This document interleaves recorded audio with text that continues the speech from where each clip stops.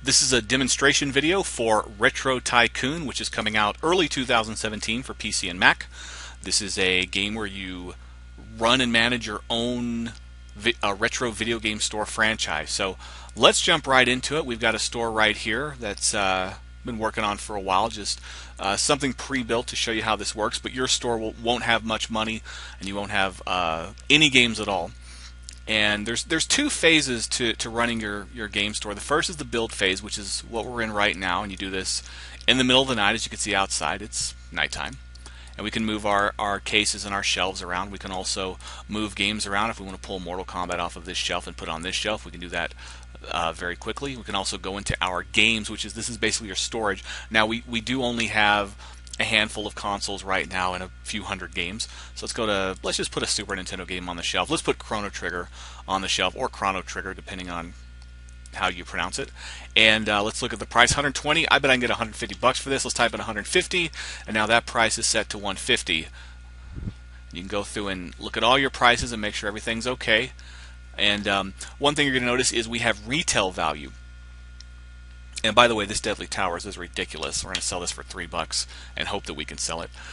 Retail value, what this game does in the background constantly is it's always pulling data, the newest pricing data from pricecharting.com. So if you buy something from a, let me go ahead and open FeeBay just a second for just a moment. But if you were to go to FeeBay, for example, this is a simulated online auction where you can buy games. It's probably the best place to get the most uncommon games, which can bring more users into your shop. In fact, let's go ahead and just to make sure we get this, let's bid $15 on Amazon, because if we bid $15 on Amazon, I know we're going to get it. And by the way, all these bids that you're seeing, these are actual customers that live in this game world, and we have tens of thousands of them that have been generated, and they have, I think, 372 lines of behavioral data. For example, what consoles do they like? What consoles do they hate? How many games do they own? What games do they own?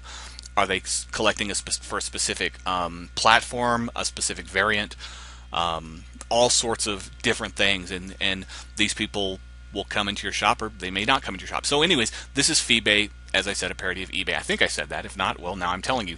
And every minute a new game goes on to FeeBay, we can bid on Shaq Fu, for example. Let's bid $7, which means we're probably going to get it.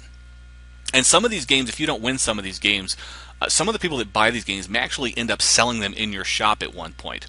So now what we're going to do is we can also change, I should point this out, we can change the visuals of our shop as well to attract a higher class of customer if it's a better looking shop. So for example, we have floors. You can see we have right now, this is the floor we have selected. It's grayed out to show us that we have it. 1 star. We put in the hardwood floors, we get 1.5 stars. And the higher the stars, the higher class of customer we may get. So let's go ahead and run the simulation. So we're going to leave build phase and go to simulation phase. By the way, here's our cache. We have likes. Anytime someone leaves your shop, let's go ahead and open the store, by the way. Anytime someone leaves your shop, they're going to have an opinion of your shop. This is us coming in to work for the day. This is your character, which you'll be able to create. Here comes the mail truck, which is going to bring us the game that we bought on FeeBay. This is going to be our, I think it was Amazon. Here's our first customer of the day. And if you watch, look at his eyes. He's actually scanning every single game on every shelf. Some of them aren't as adapt as others, and they may actually miss a game. Some of them go to certain shelves, some of them skip shelves, and all sorts of different people come in. Stars up at the top, we'll talk about that in a moment, but you will be able to use stars to purchase more stores. Over here, your operating costs. You see these bars up here? Every day, one of these ticks off. When it ticks all the way off, when you have no more bars, that's when you owe $650. This is essentially rent. This is going to be based on the size of your store, where the store is. If you put your store in a big city, it's more likely to cost more. Now look at this beatnik that just walked in with a box. Now he has a box of games. This is where the fun really begins, and the challenge of the game as well. He's trying to sell you these games. Now you see this bar up at the top? This is essentially his patience. This is how much time you have to make an offer. I must say though, right now this bar is moving very slowly because I want to show you how this works. Normally you only have about 10 to 15 seconds to make an offer. And if you look, he's got a bunch of Genesis games. This guy's a Genesis, I wouldn't say a collector because, I mean, he's got Last Battle, Dark Castle, Clax, Frogger. Mystic Defender's a good game. Frogger's okay. Sonic's great. These are pretty cheap games. Now, I remember I was telling you about stars. I'm going to talk about that. I have 30 stars right now, and you see how it's glowing. That means I can use this star. Let's say you have no idea what to offer him. If you don't want these games, which you may not want these, you can just hit not interested, and then he'll leave, but he'll be pissed off. So you may not get a like out of it. And the more likes you get, the more likely people are to talk about your shop on social media. And we're actually going to have a social media wall where you're going to be able to open it up and see what everybody's saying, and even look at pictures that they may take of games that are in your shop. So if we don't know, we can cash in one of our stars. You get stars, there's going to be a bar down here that fills up. You'll see this in a moment, but as every time you make a transaction, buying or selling games, your star meter is going to fill up, provided it's working. It probably should have filled up when we bought a game on FeeBay, but again, possibly some bugs. But we're going to click this star, and this is going to use a star and show us the values of all these games. So amazingly, these games are worth $101 according to PriceCharting.com right now. With Genesis games, any game that came in a plastic case, we're doing that as complete. Any game that came in a cardboard box, we're doing that as loose. So Nintendo stuff, early Nintendo stuff is going to be all loose. Sega stuff, Master System, Genesis, Sega CD, Saturn, that stuff's all going to be considered complete. Last Battle's a $12 game. I didn't know that. Mystic Defenders, 24 for Dark Castle, one of the worst games ever. Clacks. So now you have to figure out, and by the way, this bar up at the top will stop anytime you use one of your stars to find out the prices. Now I have to figure out what could I possibly sell these games for. And remember, the behaviors of your customers are going to be very similar to the behaviors of people who enter your shop. People who don't know much about games, they're going to go for the name brands. They're going to go for Sonic, they're going to go for Mario. They're not going to go for Dark Castle. The only person who's going to buy Dark Castle is going to be a collector who needs it. And they're probably still not going to pay $24. But if it's as uncommon as it appears to be at $24 being a horrible game, then the price may go up, so you may be able to hold on to it. Mystic Defender is a good game. Somebody would definitely be interested in that. You could sell Mystic Defender. You could sell Sonic for probably $20 to somebody who doesn't know what it's worth. You could sell Mortal Kombat. Clacks, Dark Castle, and Last Battle, those are sort of the ugly ducklings that, again, people are only going to buy it if they're looking to fill out a collection. So now you have to decide what you're going to offer this guy. $101 in games, I can't make $101 off of these. I don't think so. I might make $65 off of it. So I'm going to offer more than I normally would. If you run a game store and a guy brings in this stuff, you're probably going to give him $25 to $30. But I want to make sure so you can see the process of him accepting the offer. So I'm going to offer more than I should. I'm going to offer him $70, which is nuts. And you'll be able to see what happens here. You see success pops up. He's got a handful of cash, and he leaves the store smiling. Now, what's going on here is that everybody's been waiting, and if they get impatient while you're handling another customer, they may not give you those likes. Oh, and my star meter did fill up. But you can see I'm actually walking up to the shelves. I'm pulling games off of the shelves. They have the games in their hands. They're buying tons of stuff right now. And again, we are sort of expanding what happens because the day only lasts about 4 or 5 minutes.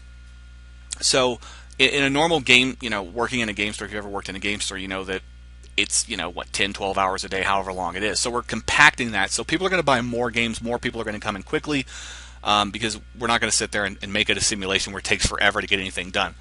And as it becomes nighttime, once this guy leaves, we're going to leave the shop. If he stops buying games, looks like he just bought, he may have bought another Metroid. That looks like Clash at Demon Head, and we can always kind of zoom in. And I probably will make it to where you can actually zoom in on what's in his hand and see. But we will have a recap at the end of the day. He's buying tons of games right now. Looks like he's just about done. So he's going to leave. And now the day is ending, so we're leaving. And you're going to see that one of the bars ticks off up at the top. And here's our daily sales recap. And we lost $14. This is because I had bad pricing going on. I sold a Mega Man X for $18. What that's really showing you is that you need to pay close attention to your stock because you may get took. Not a lot of profit here. Pretty much everything that sold was sold for a retail value. And the reason why this happened simply is because I wasn't managing my stock very well. So you have to be very careful. It tells you all your customers, what game they bought, the retail value, the price, and the profit. Oh, and I just won Shaq Fu for the Super Nintendo. So that's wonderful. That'll be coming the next day. So that's pretty much the game. And I want to talk about a couple of other features in the game. So basically, again, this is your starting off shop, and you're going to have this world map where you're going to be able to place your shop. And again, if you place it in a city, in a populated city, your operating costs are going to be high, but you're going to have more customers. You place it in the country, lower operating costs, but lower customers. And then likes and stars, you'll be able to use that as a currency to buy more shops. And what we're going to do with game yield, after you've played for so long, game yield's going to come into town, and they're going to start taking away your customers. And it's really a battle for customers. Again, it will be a parody of GameStop. So game yield comes in, and gamers are going to go there. They're going to have all the power. They're going to have all the advertising. They're going to have all the dollars. They're going to have all the franchises. Your job is to try to steal back those customers by buying other shops. When you buy another shop, you can't bring in your games or your money. So it's going to be like a scenario. For example, you may buy a shop that has nothing but one tiny little case just like this, and they have $10 and no games. And you have to figure out a way to turn $10 into a huge store. So you're going to have to go onto FeeBay, and you're going to have to sit there and buy one game. That's how you're going to have to start, by buying one game and then put that on the shelf and hope it sells, and then hope you can buy 2 games with that. And that's the real fun of it. And there'll be, we're even talking about having a crash where the prices just go down, and then all of a sudden you have to drop your prices. It's hard to sell anything. There may be a scenario where somebody, all they have is pure junk. All they have are commons and sports games, and they're already, their money over here, they're in the red. They're minus like $800, $900, and you can't buy anything until you're out of debt. So you have to figure out a way to sell all these horrible games. And we're also going to have, there are going to be social aspects to this as well. We're going to have leaderboards where we'll add up the value of every store you have, every game on the shelf, and all your cash, and we're going to put that on the leaderboards to see who's making the most money. So one more thing I want to point out is that as you're looking at this, you're saying, wow, that's a lot of copyrighted material. Nintendo is going to shut you down. Let me say that I can release this game legally. If push comes to shove, what we'll do is we'll release parody games, like Legend of Zelda would be Legend of Zorla, something like that, We'll do Donkey Kong. We'll do silly stuff like that and release it. And then what we'll do is we'll have a shop where you can basically, not a shop, I shouldn't say that because it'll be free stuff, but you'll be able to download mods. You'll be able to download a Genesis mod pack, an NES mod pack, and it'll put all those games in. And we're going to have software where you'll essentially be able to just hold up your camera and take a picture of your cartridge, and it'll know what it is. We're building some database software where we can actually look at the cartridge, look at the label, and figure out what exactly you're scanning, crop it, put it into the system for you. So making it very easy for people, even using like JPEGs on the internet or PNGs or whatever, to show off or to put those in a mod that people can download. And we'll have, and people, that's probably the better way to do it anyways, because then I'm not having to, come in and scan literally thousands and thousands of games. But again, if we don't get the cease and desist, we're going to go forward through this way. And I'm going to release a second video. If you go to my YouTube channel, just search for Retro Tycoon. You can also go to retrotycoon.com. That's going to take you to the Facebook page. We don't have a website yet because, quite frankly, I'm still kind of waiting to see what the interest is in a game like this. This is more experimental than anything right now, and we'll just kind of see what people think about it. But go to retrotycoon.com, and I'm going to have a second video posted on that Facebook page where I'm going to explain why I think this is going to be okay in the eyes of Nintendo, Sega, and whoever. I don't think they're going to shut us down. And I'm going to give you examples of other copyright infringements, because you have to understand something. If you take a picture of your game and post it on Facebook, technically speaking, you are duplicating the artwork.